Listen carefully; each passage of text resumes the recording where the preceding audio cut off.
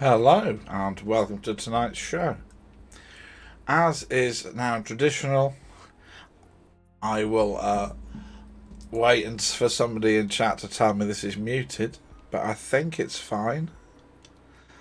Ditch says Dart's not going well, he's eating 2 packets of Jaffa cakes. I'm going to be honest, Ditch. This is probably not something I should discuss on stream. I find Jaffa cakes really, really clog up the body, and the last time I did at university, there was a special offer on Jaffa cakes. It was like a packet of Jaffa cakes for 50p. This was the 90s, and I ate a couple of packets of Jaffa cakes, and I was hugely constipated for quite a while. My advice to anybody is to go easy on the Jaffa cakes. Yes, it's like if you buy a Mars bar these days. It's half the size it used to be. You have to buy 2 Mars bars to get an actual Mars bar. And Mars know this, which is why they've introduced the Mars Duo, where they go one for now, one for later, and it's actually in 2 halves. And it's like, no, what you're actually selling me, Mars, is a Mars bar. So yeah, 2 packets of Jaffa cakes is probably 1 packet of Jaffa cakes that we think back in the past. Evil corporate overlords, yeah.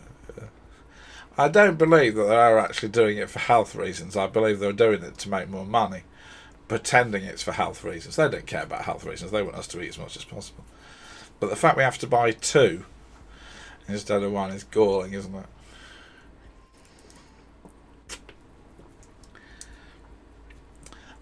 We've got 2 stories this evening.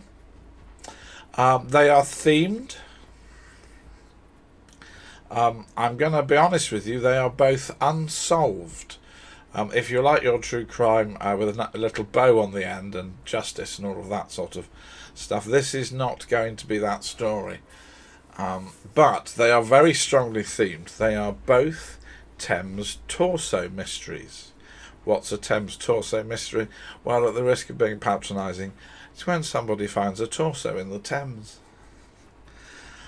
Are you going to need your safety blanket? You might do. But there is going to be we should be raided in a minute, and then we will make some announcements. In fact, which you'll like.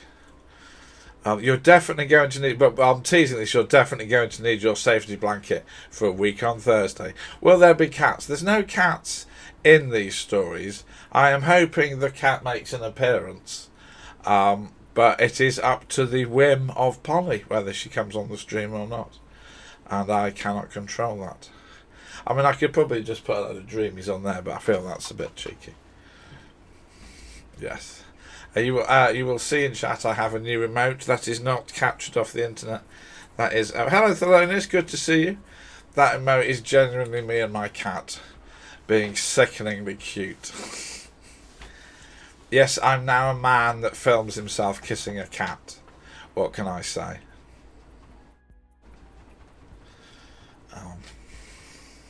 I should point out that was the first take. It's not like I was there all day. But don't ask me to do that on stream, because you know what will happen. She will not be in the mood, and I'll get a paw in the face. And then somebody will clip it. I spear my face with tuna, yes. I had tuna pasta last night, and a certain somebody was very keen to eat what I'd left. By very keen, I mean fought me. So I let her have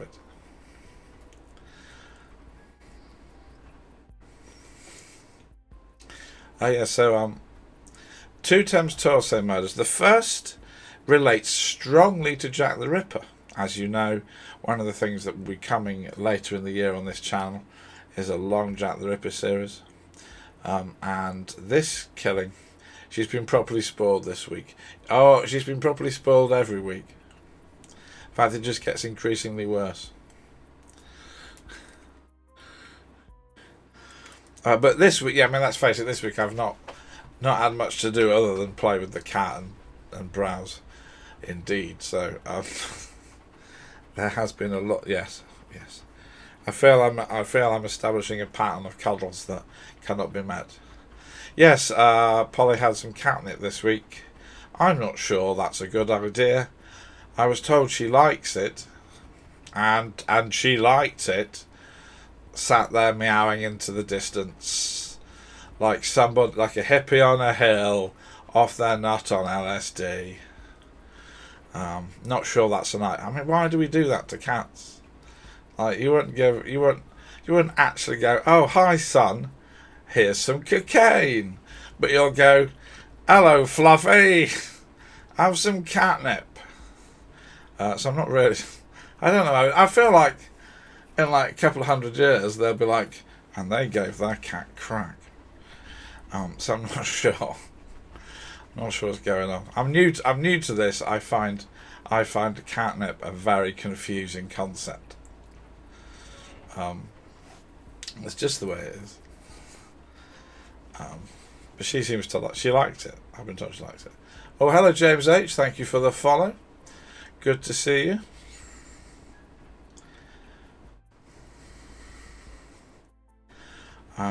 Did you try some yourself? No, I don't. Right, so I don't know how it affects humans, but I do not want that effect. I've seen how it affects cats, and I'm not exactly rushing to it. Let's put it that way.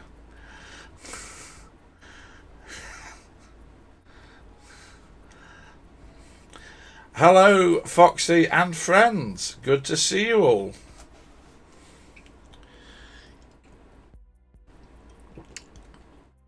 Foxy is a variety streamer who's just done one of her paranormal streams with her new boom mic arm thing. Thank you for following, Leslie Gray. Now, I have been waiting for this raid to tell you all something. As you know, this is a true crime stream. Well, it is only predominantly a true crime stream. Every so often, we'll do a few different things. Now, don't worry, I'm not going to play games, because I'm not very good at games.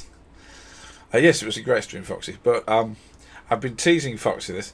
Thursday week, i.e. next week's Thursday, will be the first spooky stream. What you may be thinking is a spooky stream, given that there's enough horrific stuff in this to start with. Well, this true crime stream, everything is researched. It is, I believe it to be accurate and real. The spooky stream, we're throwing all that out. We're just going for full vibes. We're just going straight for creepy, spooky, weird stories. Right? We're not gonna try and analyse them or rationalise them. We're going pure for spooky storytelling. Right now, in order to raise the excitement level, I actually write horror. Right, so I've written for horror websites. I've written horror books. I feel like I can choose and present some good horror. So I won't be doing any of my own material. I think what we're going to try and do, we're going to try and do stuff. Thank you for the bit, Stitch. We're going to try and do stuff that might be real. We're not going to look into if it actually really is, but we're going to do stuff that is supposedly real. Rather than anything I've made up or anything that is blatantly like urban legend. I've got a couple of stories in mind. Yes, thanks for staying for the raid. I've got a couple of stories from that I enjoyed growing up. They used to scare me as a child, which I think would be good to do. And there's many more modern new ones. So I'll just load a load of those up and we'll go for it. There are a few other surprises that may happen on the stream. I won't be putting Polly in a costume on account of the fact it's impossible. I did have a.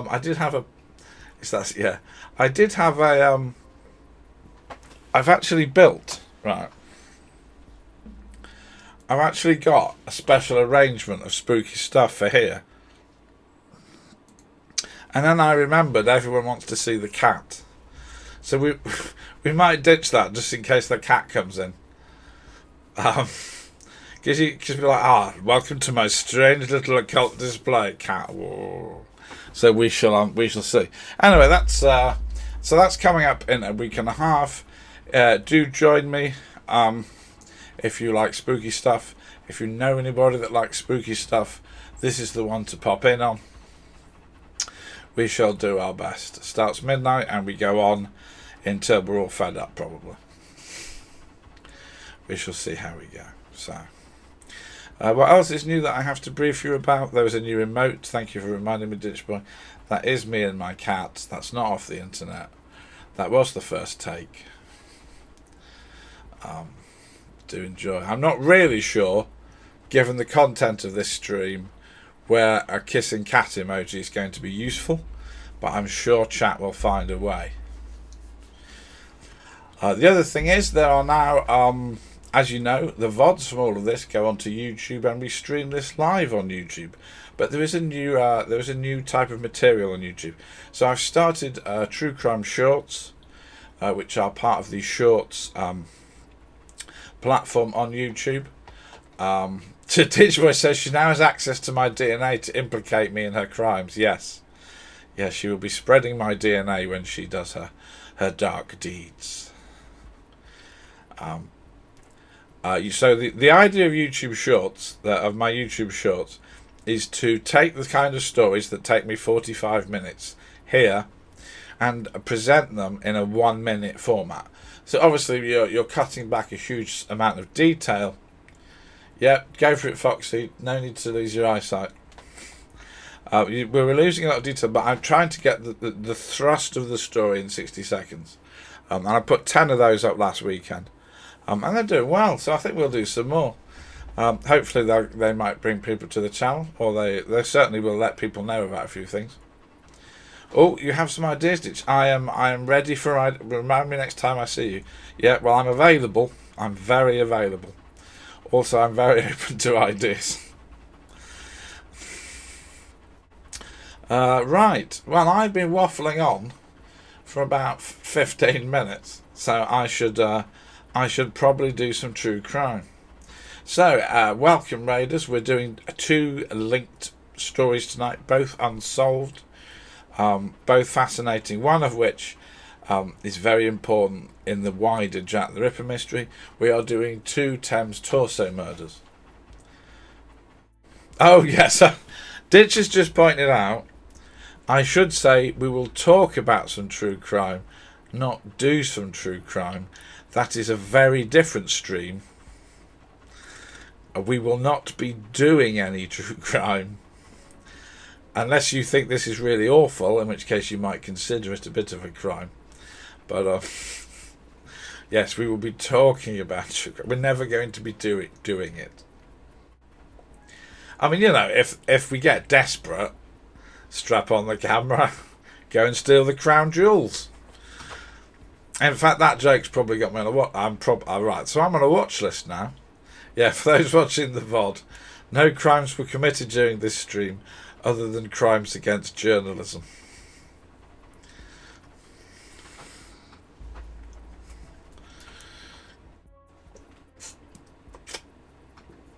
Right.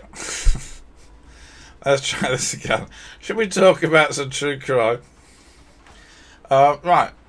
So, if I said to you, we're going to look at a crime that happened in London in 1888, where an unknown attacker killed and mutilated a number of women, you would almost certainly think he's doing Jack the Ripper again. But I'm not. Here's the weird... Oh, thank you for the gift sub. Thank you. Definitely innocent. Yeah. To be honest, that's the name we're going to need. What was that cat? No. Oh, did you hear that? I should give you the disclaimer that if Polly is here and the stream disappears, it will be back. That's because she has a gift for pressing buttons. In fact, let me put my mouse very far away from OBS. Yeah, that was Polly. She's been quite vocal today, which I hope means she's getting more vocal. Prince Andrew Ringer. So yeah, the weird thing about London in 1888 is that there were multiple unsolved serial killer murders in London in 1888. There was so much crazy stuff going on. And it's been completely overshadowed by Jack the Ripper. This is in itself, there was an element that's coming up in this story that you would think would make it one of the most famous true crime stories in British history. Right? There was just a phenomenal piece of information, and it's totally forgotten because Jack the Ripper was going on at the same time. That became a publishing phenomena. Obviously, Jack the Ripper is not really a true crime case anymore. It is a sort of cultural mythological thing. So the truth is, no one really knows how many killers there were in 1888. They don't really know who was who. So we're going to get to the fact that many people have said these crimes were Jack the Ripper. Modern serial killer theory, which we'll get to, says this isn't Jack the Ripper. But again, this is forgotten. So we're going to do we're going to do a deep dive into what we call the Whitehall mystery, and then we will expand this into the greater crime of the Thames Torso killer. So we're going into a section of the mystery that happens partway through. I think I need to make that clear. So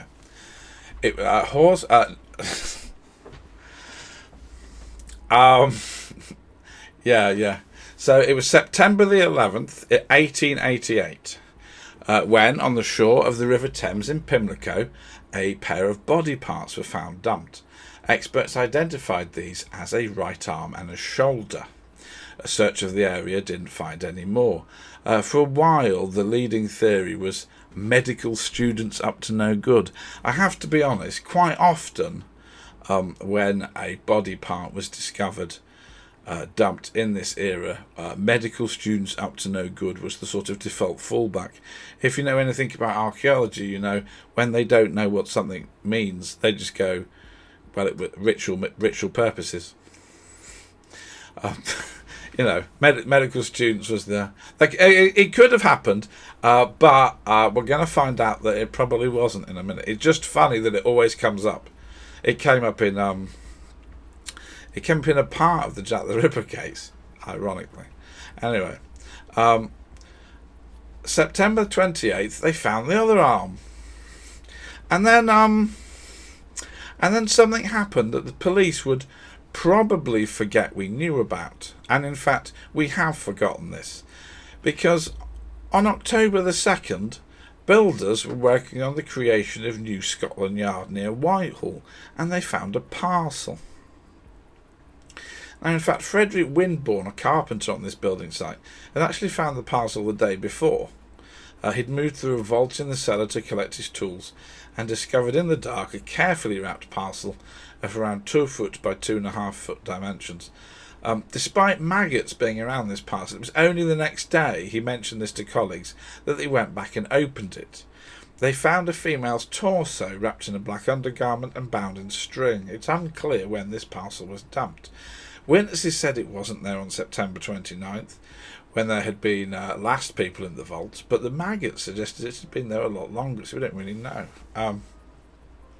Police expert Thomas Bond was able to prove the torso and the shoulder arm were from the same victim. Now, if you're wondering where you've heard the phrase New Scotland Yard before, yes, somebody had dumped a mutilated corpse in the building site of the literal new Metropolitan Police headquarters, which they were in for many years. They've moved now. But somebody decided that was the best place to put their murder.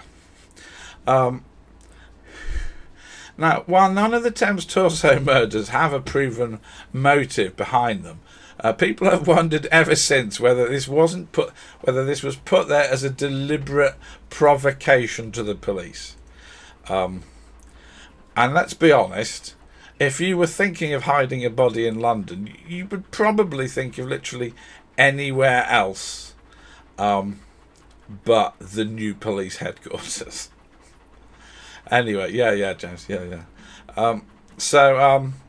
It's also worth mentioning that when the police did a search for evidence of this site, a 4-foot crane collapsed right into the vault and nearly killed them.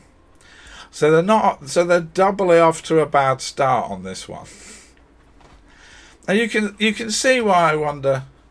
Surely that time, surely you'd hide a medical. Exactly right. The police were blaming medical students. You wanted to hide a body, maybe near the medical school, not in the police vaults.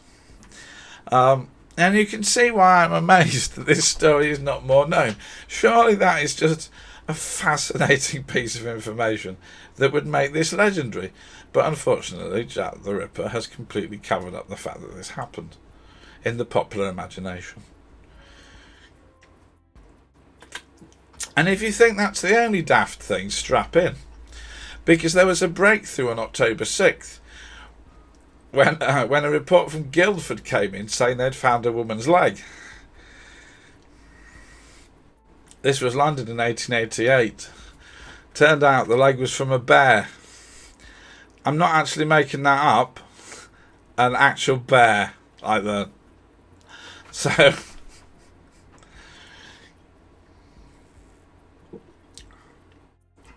it's amazing anybody got caught for anything, isn't it? During this era. Bears. I should point out, I've not seen any explanation where bearded ladies sometimes bears. True, but I have been assured by the documentation this is not simply a euphemism. Circus rides. Exactly. I suppose that's true. There were bears in London for things. It's not like now. But definitely circuses could be a thing. Anyway, on October 17th, a reporter called Jasper Waring took the lead from the police. He used a dog to try and track some evidence, starting on the building site. The dog proved better able than the recent searches because it found a left leg which had been buried in the dirt nearby and missed by the police. Yeah, perhaps Ditch, you're right. Perhaps the police just wanted to quietly brush this one aside.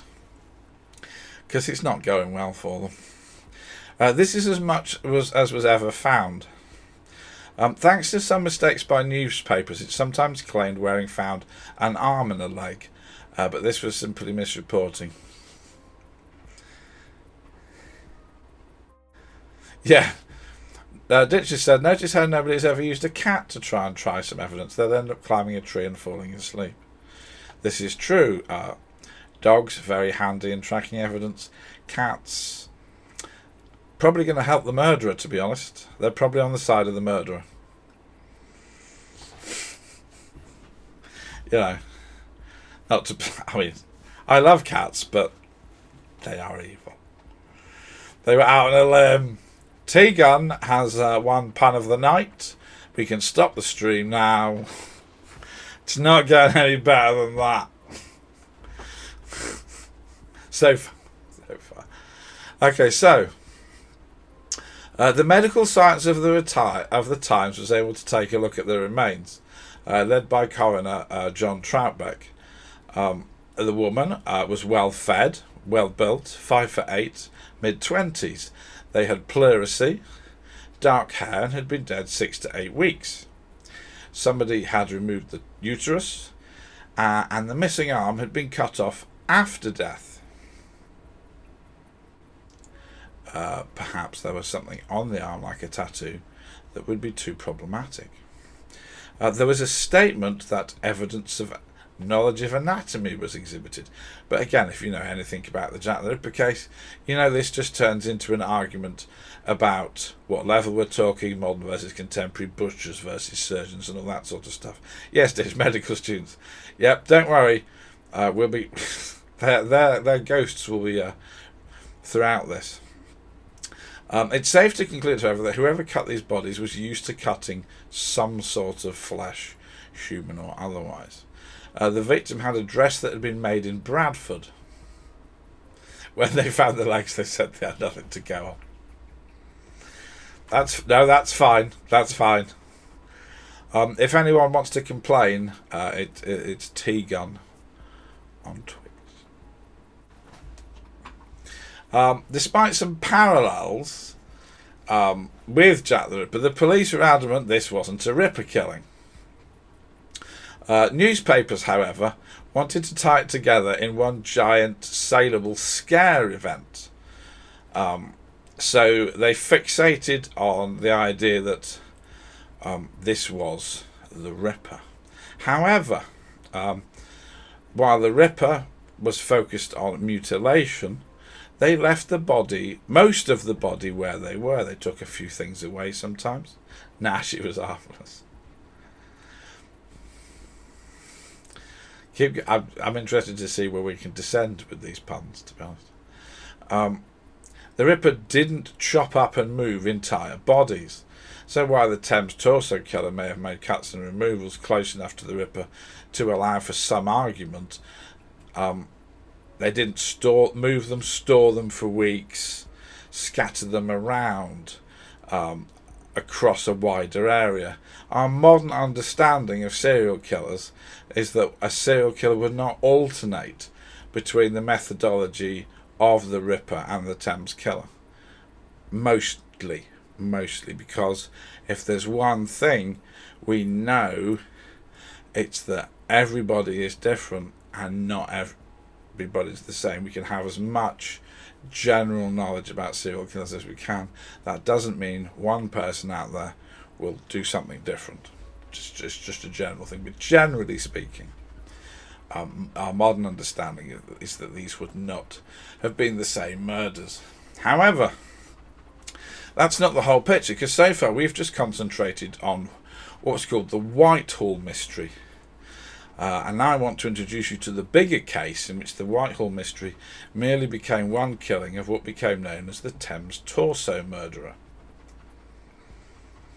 So the first killing of was also known as the Thames Mysteries or the Embankment Murders fled into life in summer 1887, when in May and June a series of chopped up and dumped body parts were found in 11 separate, one victim, 11 separate discoveries on the Thames, starting in Rainham. Despite that, the head and upper torso were never found, and no identification was ever made. In this instance, police were certain that this body hadn't been discarded as part of a medical education, and therefore hadn't either been taken by med students or somebody else stealing the students. Oh no, James, this one, the Rainham killing, is not Elizabeth Jackson. She's next. This is a currently unidentified I say currently as if anyone's going to come up with it. This is an unidentified case. We're going to get to Elizabeth Jackson immediately, in fact. So Elizabeth Jackson, it was June the 4th, 1889, a woman's torso was again found in the Thames. The body was recovered over a week in many more pieces than before. So I've got the London Times, 11th of June 1889, taking it so seldom someone dies and no one claims them. It is. And we're going to get on to the broader nature of killings. Excellent, James, excellent. We're going to get on to the broader nature of killings in London in a bit. We're going to give you some full context for this. So this is a quote from the London Times, June 11th. Tuesday, left leg and thigh of Battersea, lower part of the abdomen Horsley Down. Thursday, the liver near Nine Elms, upper part of the body in Battersea Park. Neck and shoulders off Battersea. Friday, right foot and part of leg at Wandsworth. Left leg and foot at Limehouse. Saturday, left arm and hand at Bankside. Buttocks and pelvis off Battersea. Right thigh at Chelsea Embankment. Yesterday, right arm and hand at Bankside. Part of this discovery had been thrown over the railings into the estate of the wider family of Mary Shelley. Yes, that Mary Shelley. The coroner compared the victims to the previous killing in Rainham and concluded that this may be a multiple murderer. They said there was a match in the process, but this really had no skill. This was not a skilled murderer, but a butcher. They were merely a butcher or a knacker man. The victim was 8 months pregnant. They had only been dead for 2 days. They were identified as a prostitute from Chelsea called Elizabeth Jackson of no fixed abode. But again, that's as far as the clues went. The final official Thames Torso victim was found on September 10th, 1889 by P.C. William Pennant. He discovered part of a body under the Pinchin Street rail arches in Whitechapel. The head and legs were missing. The victim was a woman. She showed signs of being beaten and had died only a day earlier. Nothing else was ever recovered. An age of 30 to 40 was deduced from the body. Now we're going to take a break for a second because there are some other associated potential victims, but we're going to discuss the noise, the context. So there's an excellent book on 1888 on everything else that was happening that wasn't Jack the Ripper, and it's called London Murders in the Year of the Ripper by Peter Stubley. And he notes just how many bodies were found in the Thames. He's got the statistics for 1882. So in 1882, in the Thames, 544 corpses were found. Open, unknown judgments, i.e. we have no idea how they got there, were found to be 277. This may strike you as an awful lot of mysterious deaths of unknown people in 1 year in one river. There's some slightly mitigating circumstances. Bodies in the river present James. Yep, I agree with you, and we will circle back to a bit more on that. But yes, I agree. We're going to do a bit more on that. We're going to do a bit more on the people who have come up with the same killer for both. We're going to really dive into the Jack connection in a second. Now, a body in the river can suffer certain kinds of damage. It can be struck by boats. There can be accidents. There can be suicides. There can, of course, be murders. But it's still a large amount of deaths. Equally alarming is the statistic for how many people went missing. In 1887, i.e. the year before this and the year before Jack, 18,004 people were reported missing, and by the end of the year, 8,716 were still missing. Now, this doesn't mean foul play automatically. There's a lot of movement around the country at this time. There's a lot of immigration in and out. There's a lot of people travelling to supplement their income, with picking fruit and all sorts of reasons. They go to other cities. However, with all of that, that's still a very large number. So there's a lot of unknown people. There's a lot of people going missing. There's a lot of murders. Yeah, and sadly, finding random body parts was much less unusual than you would want to hope. There's more than a few instances of male and female limbs, heads and torsos being found in the years running up to the Thames Torso killing and after. But once again, Jack the Ripper overshadows everything. Those damn medical students, yeah. Imagine if there was ever found there was a serial killing medical student. An awful lot of people are going to go, it was there, it was right there.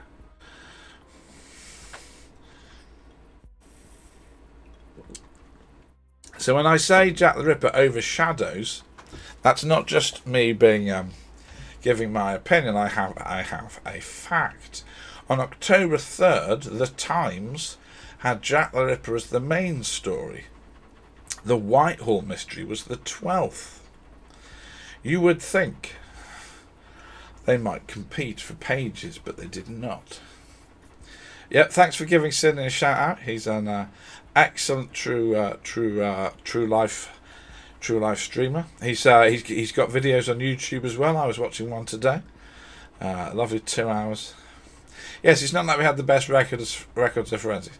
Exactly, it was a totally different place and a totally different time. And this is no criticism of the police, which was just sort of forming. It was very different. And what I think we found was, this was industrialization. This was why am I holding my nose like that on stream? This was millions of people packing into a city unsupported, living close together. It was an entire transformation in how humanity really lived, especially and in Britain. Then these circumstances had to be adapted to, and you don't adapt immediately. So all of a sudden, you've got vast numbers of people in a small area, people that may have committed these sort of crimes before, that were limited to a few people in the village, now had vastly larger opportunities, and the sciences of dealing with them. In fact, the closed captions can definitely say "holding my nose like that hamster." That's fine. The crime had to catch up. The police forces had to evolve and catch up and what they were doing. In a sense, Jack the Ripper and the Thames Torso Murderer were operating in an era where people were most vulnerable to this.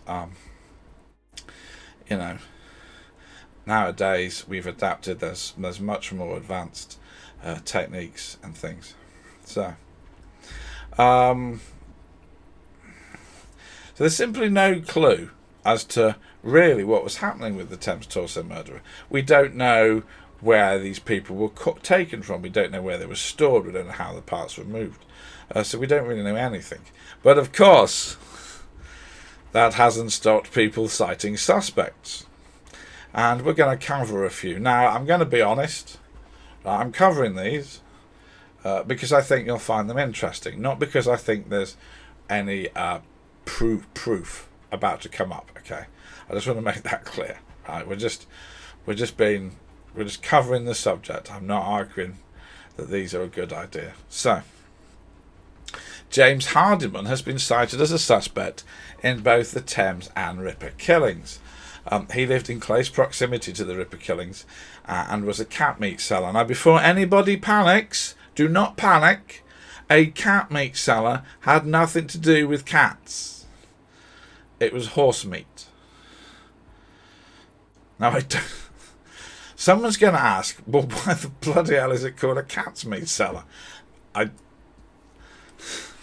not a cat meat seller. Right. So, don't panic. He was a cat's meat seller. In truth, there is nothing to connect him to these killings except the fact that he was a knacker man who lived in an area and travelled with meat.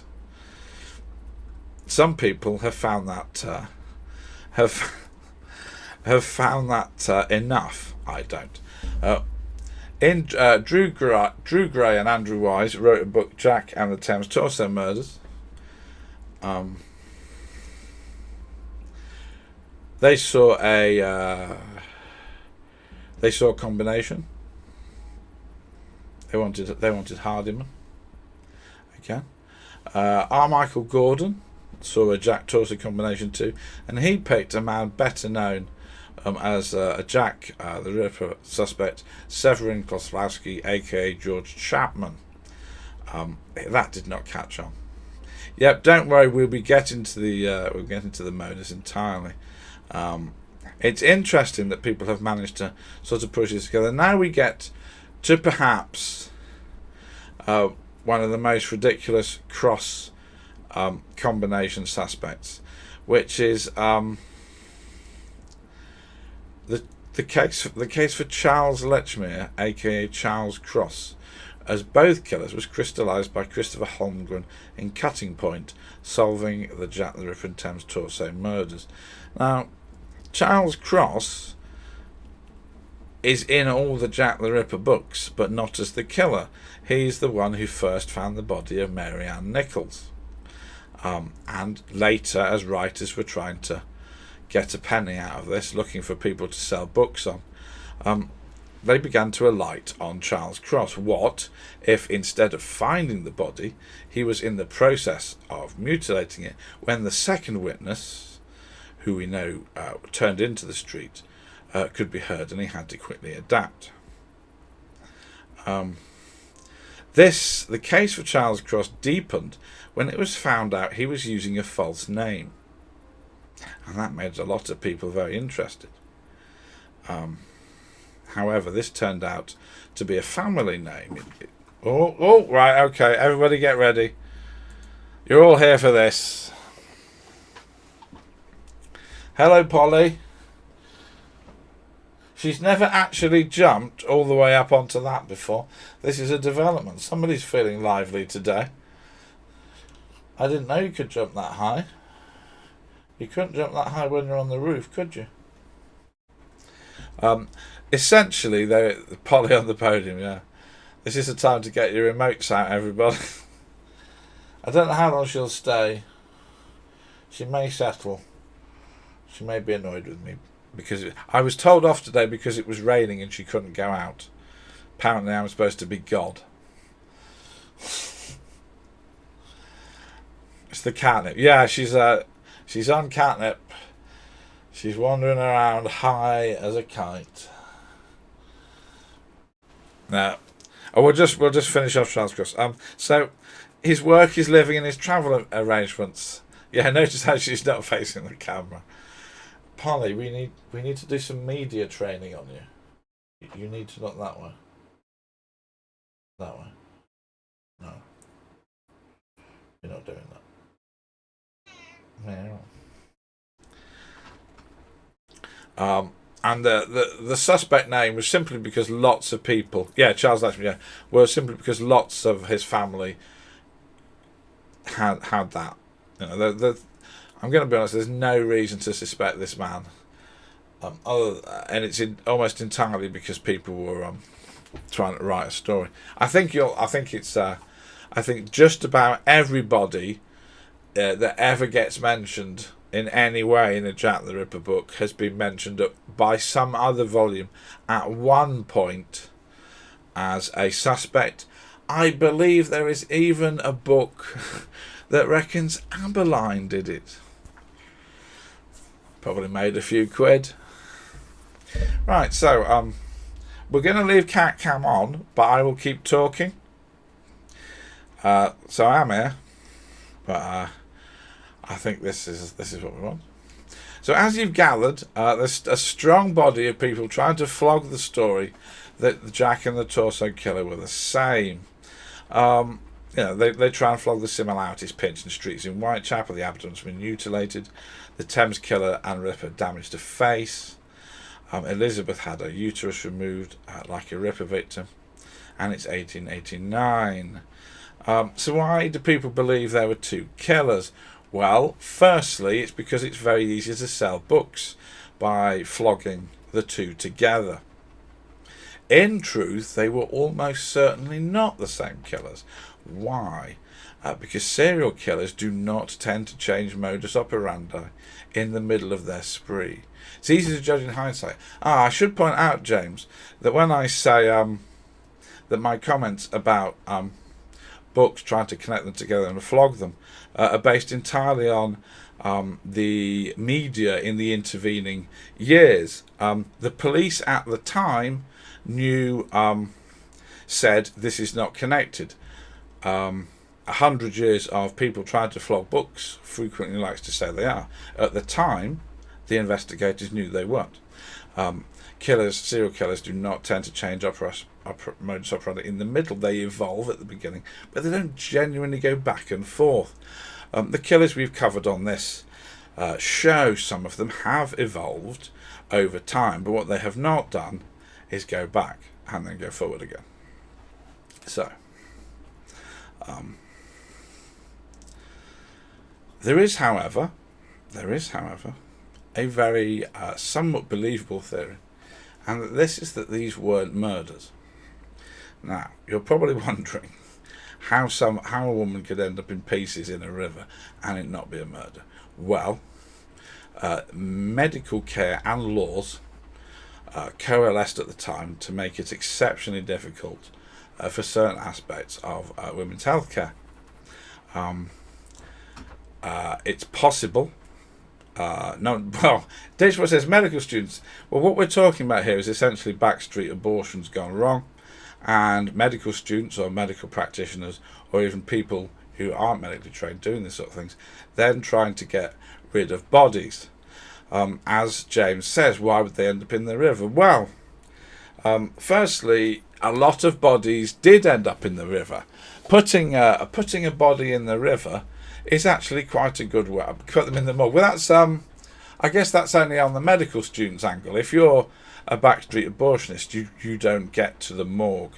You have to dump them somewhere, and the river was a very good place at the time. What is a problem, however, for the medical theory is that putting one of your bodies in the middle of police HQ is about as bad an idea as you can come up with.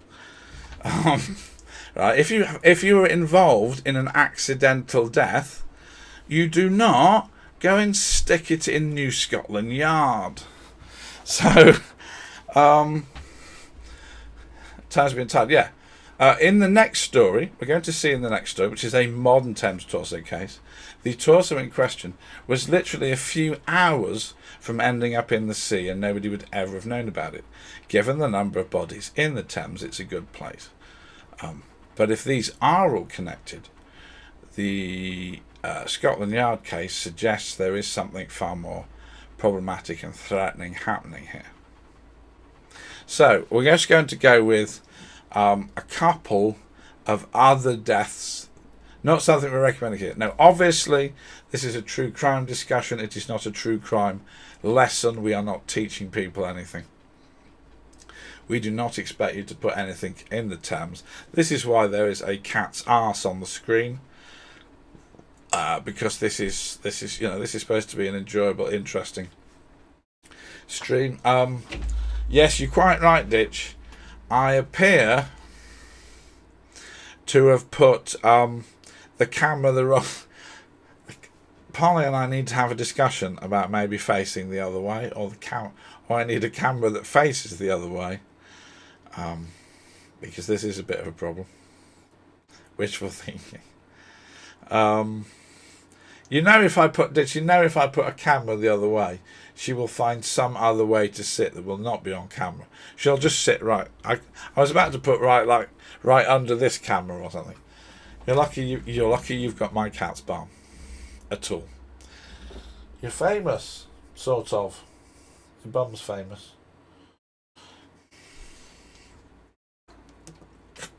And before anybody asks, we're not repeating the kissy emote with that in.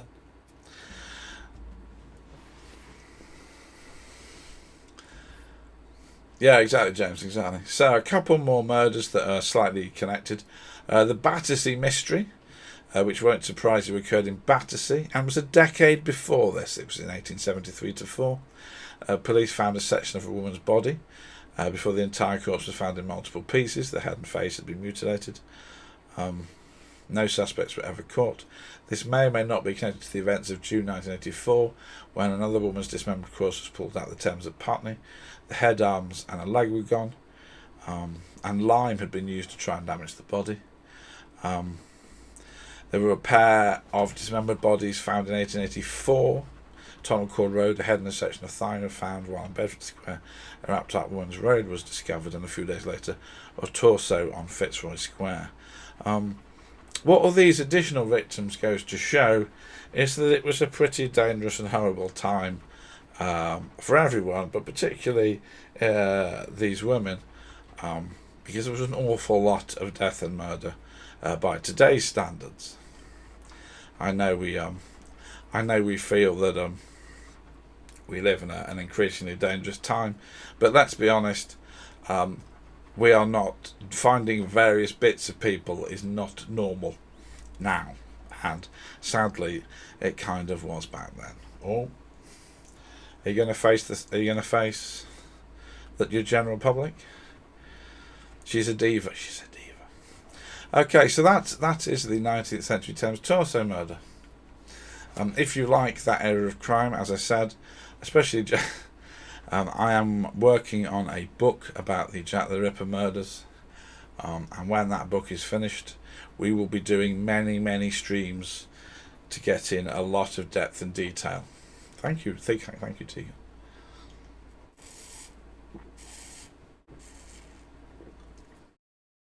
So I think that was quite good. We'll take a little break, but I'll tease what's next. What's next is a 21st century Thames Torso murder. This is also unsolved. If anything, it is just as grim. Her Royal Catbird approves. Yes. Yes, we are privileged. I see you looking at me.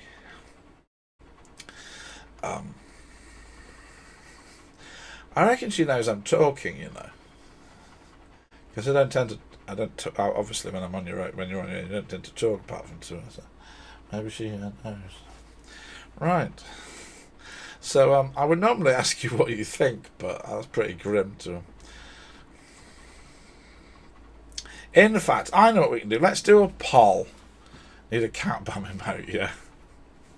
I'm not sure Twitch would let me have that, if I'm honest. The kissy emote got through. I'm not sure what they did about a bomb. Let's do a poll. Polls are good. We will do I mean, I'm fairly certain I know what everyone's going to say, but that's not really the point, is it? Alright.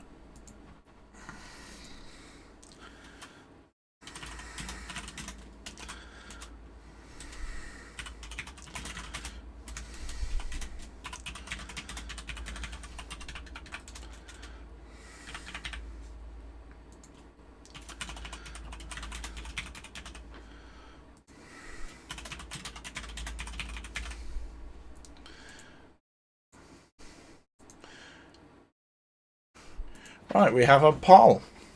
Were the Ripper and Thames killers the same or different people? Probably should have thought of that 10 minutes ago, if I'm being honest.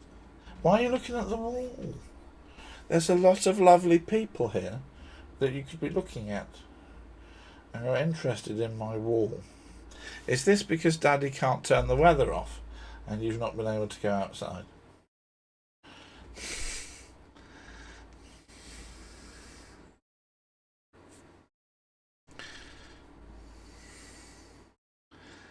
We can. Oh yeah. We probably need to. Do you want the cat bum or do you want the streamer's face? Yeah, let me know in chat if you'd rather have my face back, or if you're okay with disinterested, bordering on rude kitten.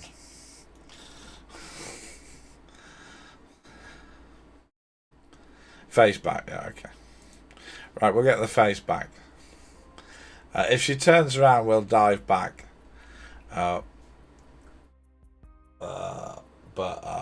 Yeah, you're right. Nobody wants to look at a cat's bum. We can see her in the background, yeah. Okay, so let's talk about Adam. Spoiler, Adam's not their real name.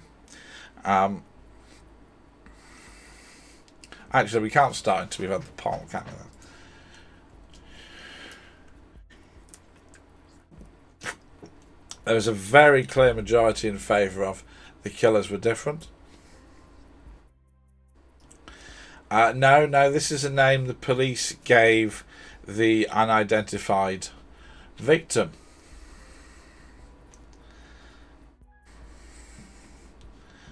I don't know why they picked Adam. I have to admit, I've never come across an explanation of why they went with Adam. It doesn't mean there isn't one, but I can't tell you tonight.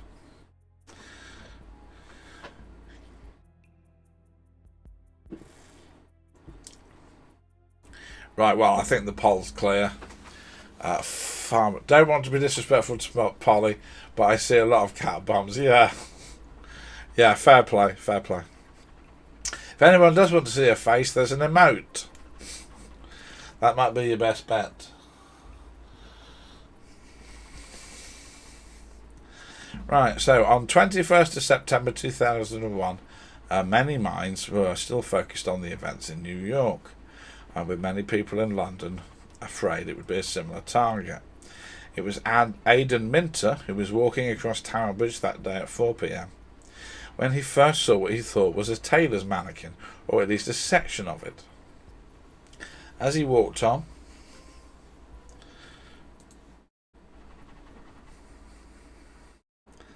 we've got action.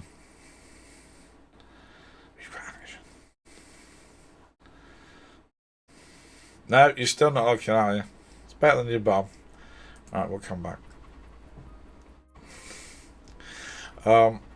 As he walked on, he realised it was a wounded body, and he called the police. They were able to retrieve the body near the Globe Theatre. She is a diva. She's a princess. She's a diva. She is the full-time boss of this house. Nothing wrong with that. So what they had retrieved from the Thames was the torso of a young boy. He had had his arms, legs and head removed with a degree of skill. He'd been in the water for up to 10 days. There were no signs of... yes, Ditch, yes. She needs a crown. Please don't encourage her. It will only get worse. I've literally set up a podium and a cushion. I'm not sure how it could get worse. But possibly. In fact, I'm going to tell you, I brought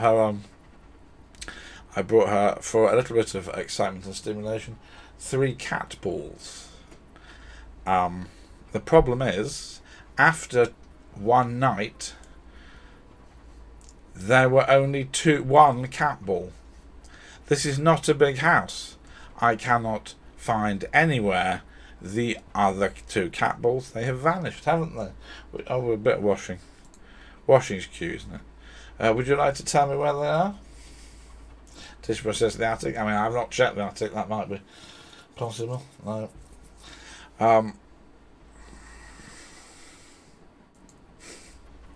So it will get worse. Yes, she's got right. Thelonious. I regret to inform you that she has a big fluffy cat bed on both the ground and the first floor that she moves between.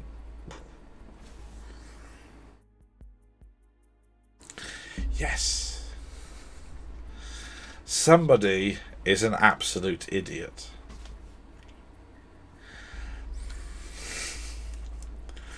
Right. Maybe she threw them out the window. Oh God. I've not dared open a window ever since.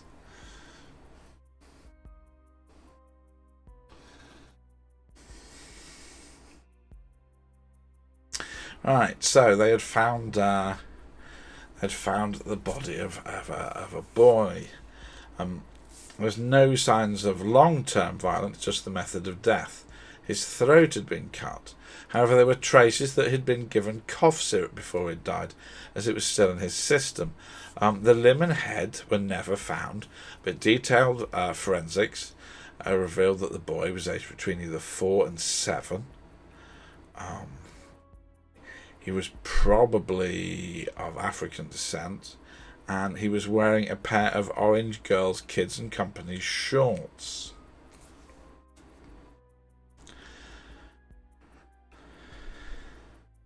Pathologists calculated the body had been first dumped between Chiswick in London and the Thames Barrier in East London. During the size of this zone and the time period being 10 days, they weren't able to find any CCTV that was usable as to who, when and where the body was moved, and a few more hours and it would have been into the sea and lost forever. Of course, the police now searched the Thames for the rest of the body or anything relevant. At one point, they found 7 half-used candles wrapped in a sheet, and this looked like it might fit in with some sort of ritualistic murder.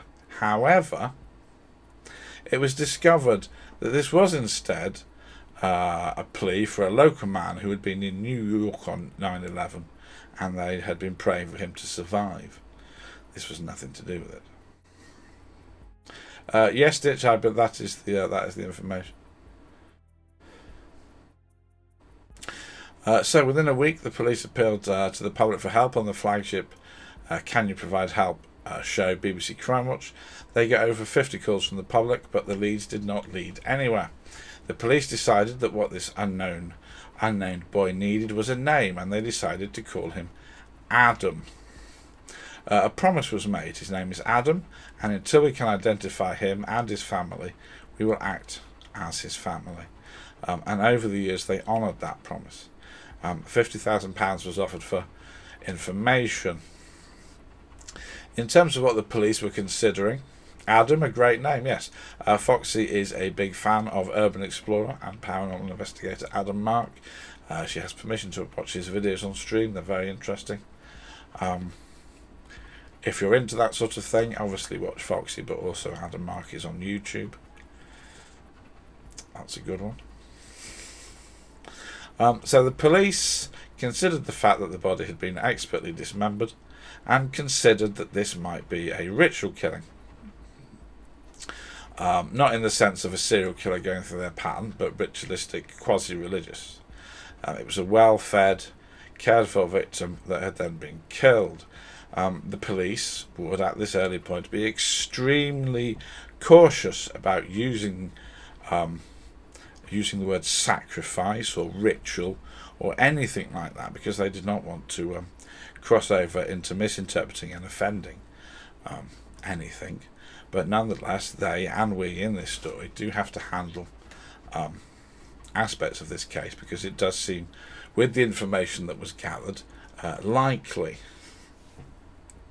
Their early candidates were Muti murders, which was Southern Africa.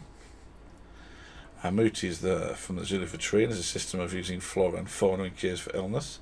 But like everything, some people like to turn that into a rather dark extreme, where body parts are used. So the fact that Adam's missing body parts may mean they had been used. A rival theory was that these were associated with rituals of the Yoruba from Nigeria.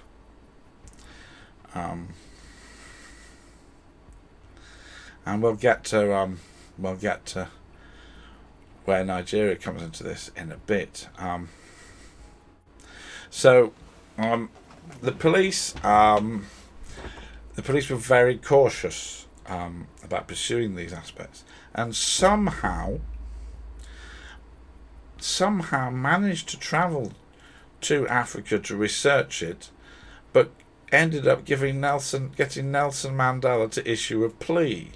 Nelson Mandela actually said, "Scotland Yard informs me that early indications of their investigations are that the boy comes from somewhere in Africa. So if anywhere, even in the remotest village of our continent, there is a family missing a son of that age who might have disappeared around that time, please contact the police." This was a false trail. They were also led astray by a so-called expert called Crede Motwa, who I must stress is only strongly allegedly a bit of a con man and not an expert. I think that gets me out of being sued. So, a potential breakthrough. In July 2002, in Glasgow, a situation had become so bad that social workers had appeared in court to have two girls removed from their African mother who had recently arrived and was seeking asylum, as they considered her a risk. The mother appeared in court and gave a story which struck many people as bizarre, of her husband's forced, violent, ritual activity.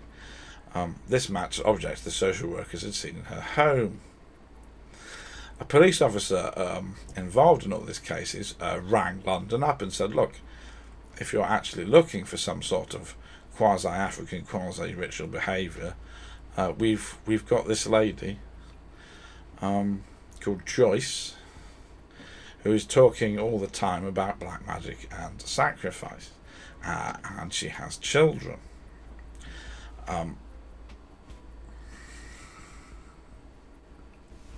The reason she had ended up in court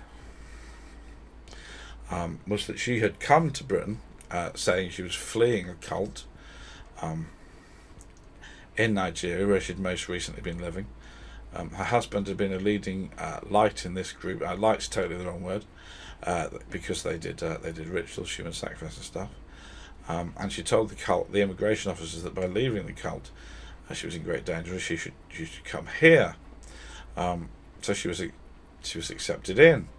But then she did something very, very weird, and this is why she ended up in court with people trying to take her children away. She walked into her local social working department and said she needed access to her children. This was a mother. This was not an unreasonable request, until she freely admitted she wanted to take them so they could take part in a New Year's Eve ritual. The social workers, a bit astonished, said, it's not the same people as the ones you ran away from, is it?" And she said, "Oh, it is, yeah. So obviously the authorities began to work out what exactly, if anything, was happening with Joyce. So they rang the police and sent London up. So Joyce alleged there was a cult called the Black Coat Eyes of the Devil Guru Maharaj. This is an actual group whose members have been accused of murder. Joyce refused to give a DNA sample, which they would have used to try to connect her to Adam. She wouldn't go into any more details. She only spoke in rambling, incoherent terms about ritual practices. The police searched her home, and they found Kids and Company clothing. Now, this clothing at the time, of the sort that Adam had, was only available on very limited sale in Germany. Joyce had some of this girl's clothing in Britain. Furthermore, they were able to find an address Joyce had been using in London, which she hadn't mentioned before, and the neighbourhood said, yes, Joyce has recently come from Germany. They went to Germany and found her old flat, as well as details of her husband Sam, who had vanished after being found guilty of document fraud and potential alleged people trafficking. They still could find no actual connection to Adam, though. There was a lot of confusion and weird circumstances. But the police felt Joyce knew more than she ever let on, but she was impossible to pin down. There wasn't enough to pursue any further involvement in her.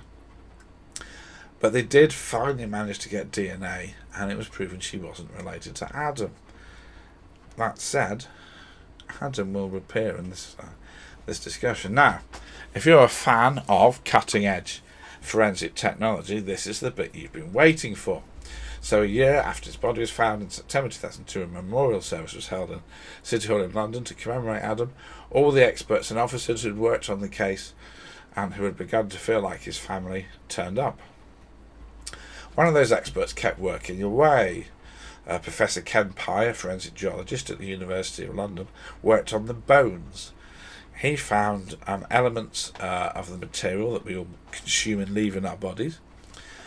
Strontium isotopes are interesting to forensics, as they don't decay away enough to change their ratios.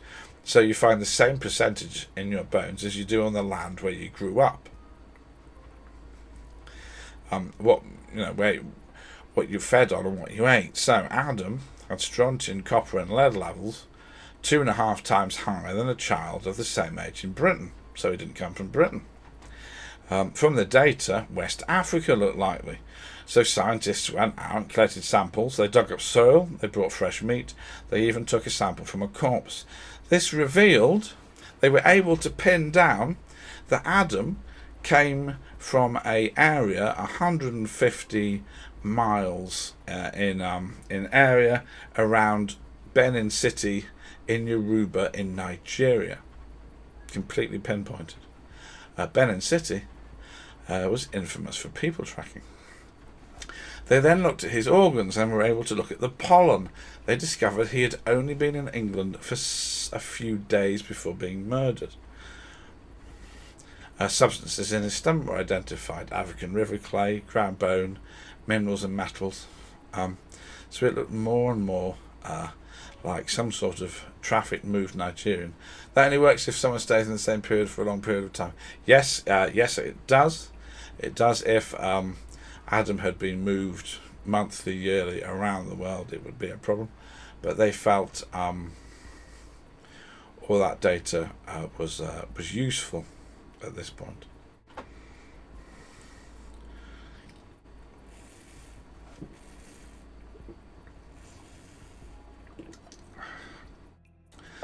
Benin City was an interesting location for the police because it's where Joyce had come from.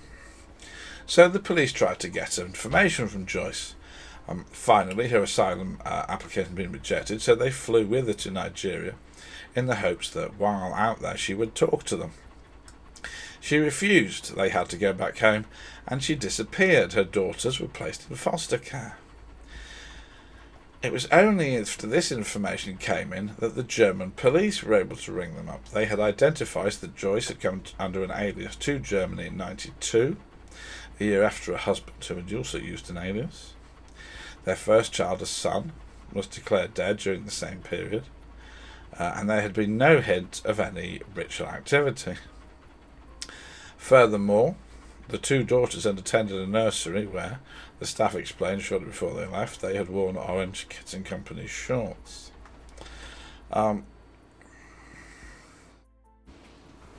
But Joyce led to what was hoped would be a second breakthrough. Earlier in the contact with her, they realised that Joyce had only got two names in her phone. So they looked them up. At the end of 2022, they were able to put a face to one, Musa Kamara. He was living in London.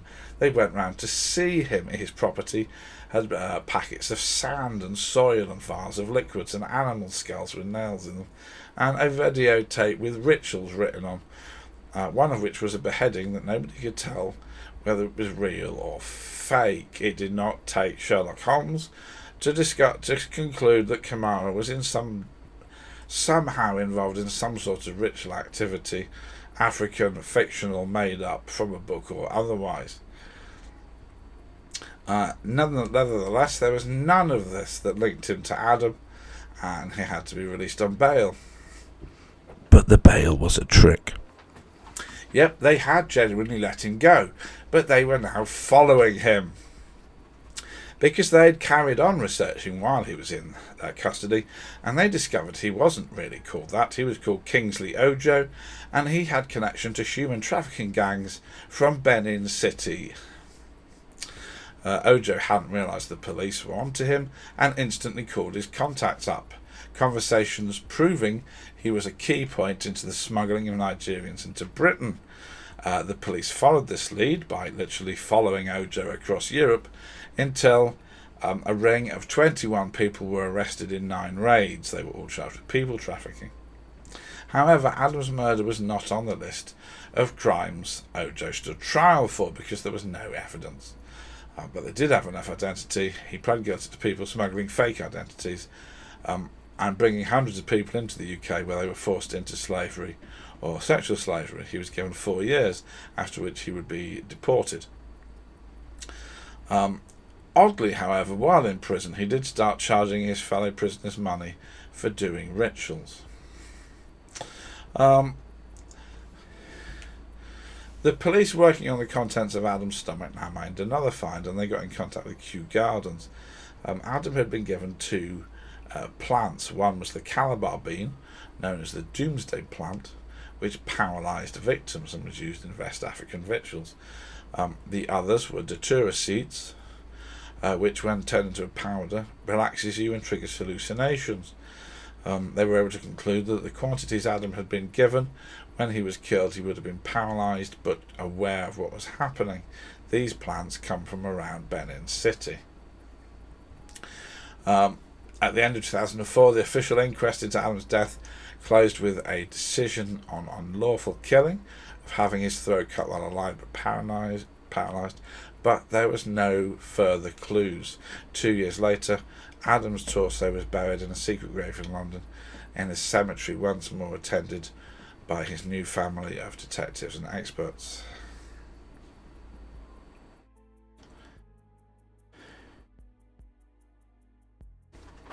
2005 brought a massive diversion, which in the end didn't lead anywhere.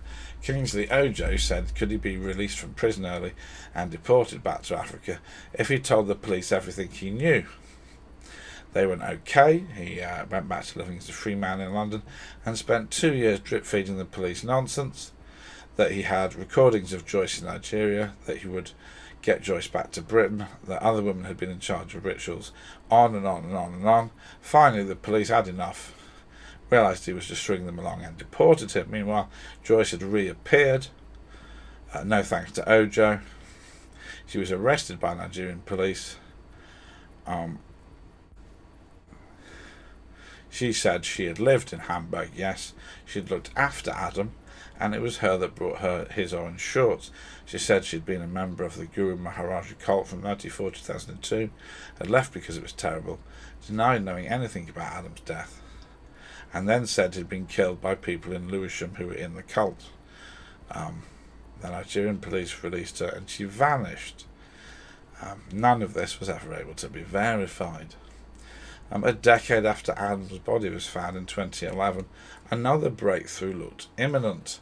The case had never been closed, and investigators discovered that while in Germany, Joyce had left a pile of stuff with a friend, and she still had it. And they were able to get hold of it. They found photographs, including one of a 5-year-old boy, taken in 2001. Could it be Adam? It was at this point that a news team from ITV News tried to find out. They managed to track Joyce down in Nigeria. She said the boy wasn't called Adam, he was called something else, and that she'd been given him to look after by a friend, and look after him until a man called Bauer took him, and that this was Adam, but no identification could be made from this. The BBC and the police combined to get cameras and a retired officer in front of Joyce. She claimed she was suffering from mental health, living in Benin City, that this boy wasn't Adam, and the BBC were actually able to find this boy and prove that he was alive and not Adam. Joyce now began referring to Adam as Patrick Erhabor, and said, "Oh, she did look after this other boy." Again, this couldn't be proven, and you may be getting to the point where you're fed up of Joyce just making any old nonsense along. However, the BBC and police combined team were able to re-fine Ojo. He denied everything, and basically that was all a complete waste of time. Since this, there have been no murder breakthroughs. Joyce died in 2020. No one has ever come close to being charged. We don't even know Adam's real name for sure. The Thames Torso case has dropped out of the news cycle. The whole case has caused considerable issues for the African community in the UK, as in the initial years the media ran many scare stories on the magic panic, that there was some sort of many mad African cult killing people, which there aren't. However, they've not given up. A major new appeal was launched in 2021, and DCI Kate Kira said it is incredibly sad and frustrating that Adam's murder remains unsolved. Hello Tom, great to see you. The homicide command have been working tirelessly over the years to find out who was responsible. We recognise people may not have wanted to speak up at the time and may have felt loyal to the personal people involved in this. However, over the past 20 years, allegiances may have changed and some people may feel more comfortable talking to us. We implore them to be bold and come forward. And finally, although Adam has not been identified and has not had justice, it is believed that he has a legacy of some good. Detective Inspector Will Riley was quoted after working on the case: "From what we have been told by informants, our investigation has been a deterrent to others who may have wanted to repeat this." And sadly, that is the case of 2 unsolved Thames Torso murders over a century apart. Hello Tom. Tom Hansen is a brilliant drum streamer. He's my favourite drum streamer on Twitch. Check him out. Wednesdays, Fridays and Saturdays.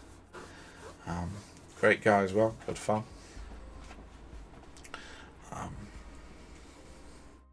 Yeah.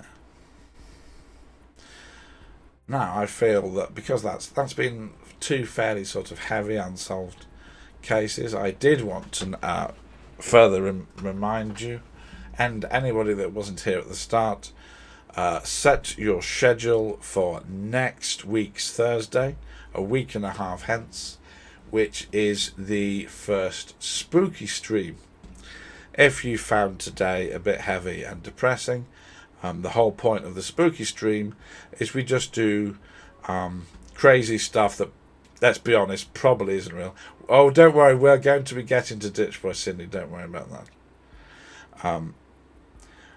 We're just going to cut loose with some spooky stuff. I'm not going to try very hard to prove it's real. That's not the point. The point is we enjoy it. Well, thanks, Tegan. I hope you've enjoyed today. Tying these together thematically, I thought was a good choice. Oh, you've lost a bunny, Thelonious. Oh, hang on. Right, so the cat cam, it doesn't show her little face, which is hanging off. I messed that up as well. I hope you find your bunny, Thelonious. They could be That could be next door. That's a nightmare. Oh dear. Yeah. Well, best luck. Best luck. I know they can. I know they can be quite difficult. My neighbours. When we moved to where I am now, I'll not dox myself tonight. This town, my neighbours had a rabbit, and despite massive, deep bunny fencing, the rabbit would often end up in our garden, which we liked. We were little. We thought that was cute, but their owners were somewhat frustrated. So best wishes, Thelonious. So yes, we're just going to go all out. Oh, she's in the house. Oh, that's good. Well, at least that's something. We're just going to go all out for spooky. There will be questions, but those questions will mostly be, that's not the point. Alright. Like doing these streams, anyone can ask me anything about what we're doing. Yes, Ditch. There are obviously, Ditch, the cosplay plans have had to be dialed down due to the fact I can't spend as much money. However, a couple of things have already arrived.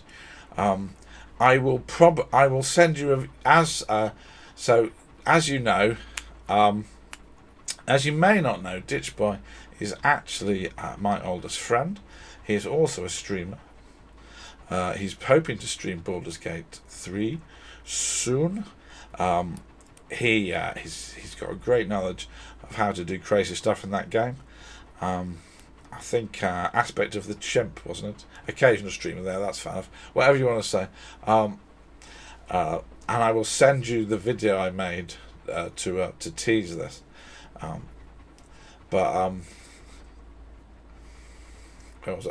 there is at least there are a couple of props. There's not going to be full cosplay, sadly, but I have some props.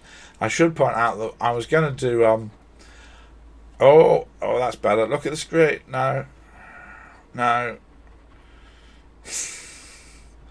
We're going to really need to give you media training. Now, you've got such a beautiful face, Polly. Why don't you want to share it with the people? Better washing, as long as you don't wash your bum. Right, we'll come back to me. There was going to be some props down on a cat chair on the pet podium, but I think actually she's looking at no. I think we'll leave those props and we'll try and encourage Polly to join us. Polly said no. Yeah. We'll try and encourage. I was going to say we'll try and encourage Polly to join us, but as all she's done this evening is show your ass, so maybe we won't. Maybe I will put the props out. But yes, there's a few surprises. I may even. Sorry, I've been told off for being too loud. If you're a regular viewer of this stream, you will notice I have not so far put up any images. You don't pay Polly enough. Thelonious, the amount of dreamy she gets through. I have a friend who has a who has a giant ragdoll cat. Polly eats more. I don't know where she puts it. And then she eats a considerable amount of dreamies. Pain and dreamies and cat. Yeah. Where was I? Oh, that's it. I may have a section of imagery, of spooky images. I've made a very conscious decision from the start doing this that we would not do. Although I was going to be doing heavy and often quite unpleasant murder descriptions, there would be nothing. I'm never showing a crime scene photo. I'm never showing videos of people falling off a cliff or anything like Twitter. I mean, I don't know. I mean, Twitter's just the world. You can't scroll on Twitter for more than 5 minutes without someone dying. So we're not doing any of that. But on the spooky stream, we may do some ghost photos. Again, you have to be very careful in copyright, but there are some apps. We may do some of the all-time classics. We may go through some of the all-time classics. I get it. I get through Tell Trees and Food. Exactly. So we may go through some classic ghost photos. And then I will tell you their stories, which are... I mean, these days, ghost photos. Someone's taken it on... Yeah, getting a copyright claim from the ghost. These days, it's like, oh, I took a photo of my phone, and it's like done with an app.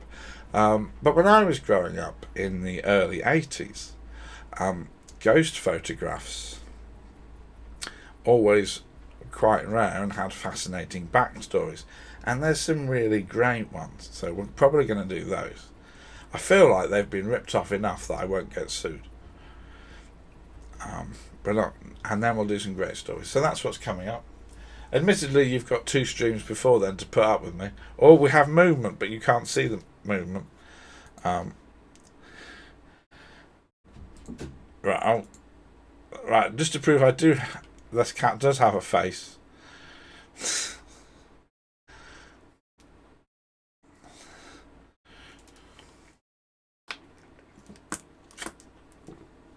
Yeah, unfortunately, you do have 2 normal streams to go before we get to the spooky stream, so you'll just have to stick with me being talking about random stuff. Is there anything else I should tell you tonight? Yeah, she's had enough. To be honest, we're getting near the end of the stream and the cat's like, that's it. I've shown them my bum. Yeah, that's not really going to encourage people to come back, is it, Connor? Yeah. Well, there we are, everyone. Set up a cat cam, it'll be cute.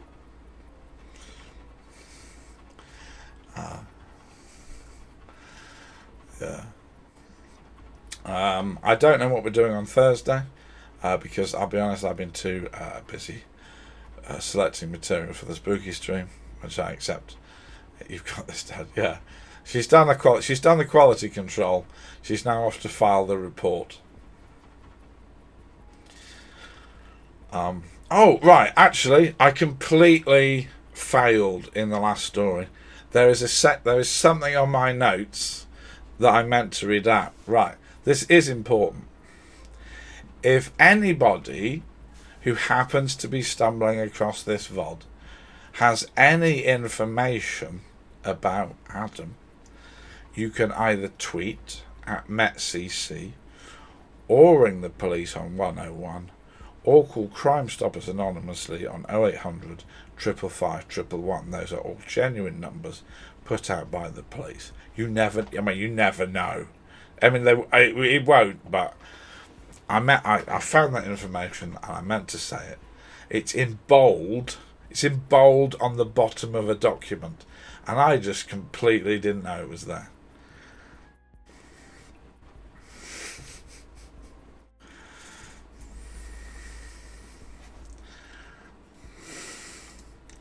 Pro streamer forgets the public interest part of the story.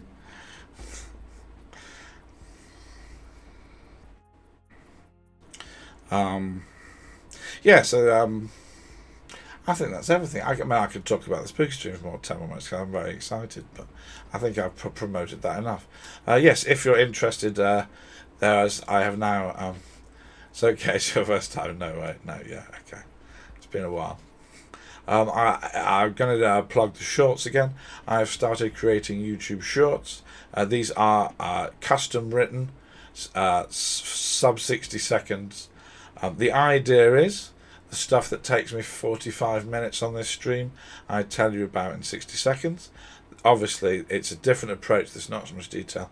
I am trying to give you the full gist, and then you can maybe watch me or read somebody else or follow it up. So that's what we're doing. We're doing true crime shorts on YouTube to try a new format. It's different. I like being able to sit here and just talk about as much as I've got, and I like being able to sit there and go, right, how can I tell somebody that's got 60 seconds everything they need to know to just have a handle on this. And I like doing both these things, so we'll pursue that. But if you're a shorts person, YouTube. If you want my VODs, if you want to see other things, I'll do this again. VODs are on Twitch for a little bit, but everything is on YouTube forever. I say forever, I don't know how long YouTube's got. I mean, I'm a historian. I'm well aware that nothing is forever, unless, So, in practical terms, they're on YouTube for quite a while.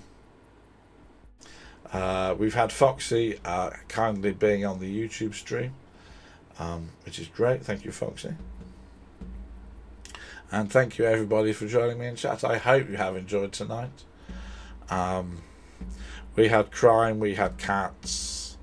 I mean, that's all I promise. I didn't specify which end of the cat, and I didn't specify that it would be a happy crime. On Thursday we will endeavour to do something slightly less depressing and something slightly less bummy, but we shall see. But again, if you know people that wouldn't watch this stream because it's crime but do want to get into a horror vibe, do hit me up. Do tell them Thursday week. I'm going to try and mix up like the stuff that I like that's famous with different stuff that you may not have heard. I'm not just going to sit here and look at the classics.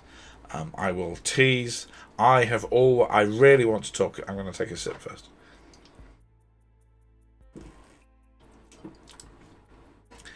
We will definitely be covering the hairy hands. I hope that because I've got quite a few people from around the world, the hairy hands will be new to you. We're doing the hairy hands because it is a story I first heard when I was about 5, and it absolutely put the fear into me. So we'll be doing that, and then we'll do some others.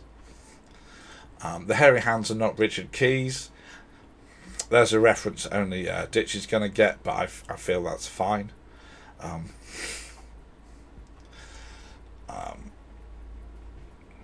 Richard Keys being a British TV presenter who's very hairy. He's like a sort of British Wookiee. Yes. Thank you, Thelonious. Right. Well, I don't want to... I mean, the cat's gone. I've sort of run out of material for the night. I don't need to flog this to death. I will let you go. So the first thing we're going to do is we're going to set up a raid. Now, I will be looking for many interesting and varied people to raid, but I thought that as tonight, maybe for some people would have been a bit of a heavy, depressing one because there's no end. We will be going to Furball Farm, which is simultaneously for me cute and scary. I like cats. Furball Farm has a room with too many cats, right? It's like a warehouse of cats that can't really live with people, and I have absolutely no idea how you change the litter trays, because there's just too many. There's so many cats. I've discovered there is a limit. I have a limit on cats, and it is a warehouse full of them. But they're so cute. It's too many. Goodness, if it's too many even for Thelonious, who has about 28 cats. But it is very, very cute. So do stick with me as I organise this.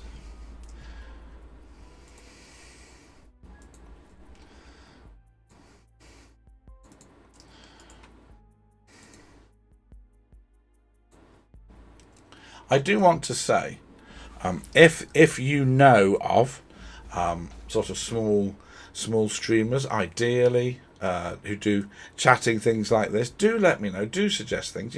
You've all got friends on Twitch, and I would be thrilled to meet them and bring my audience over to something like that. Oh, the litter boxes. You're not supposed to have gone in advance, Thelonious.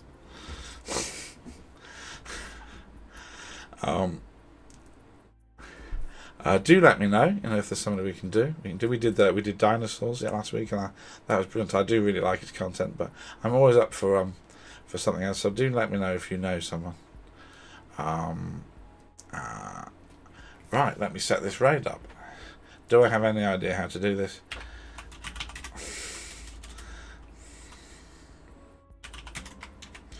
Yes, I do.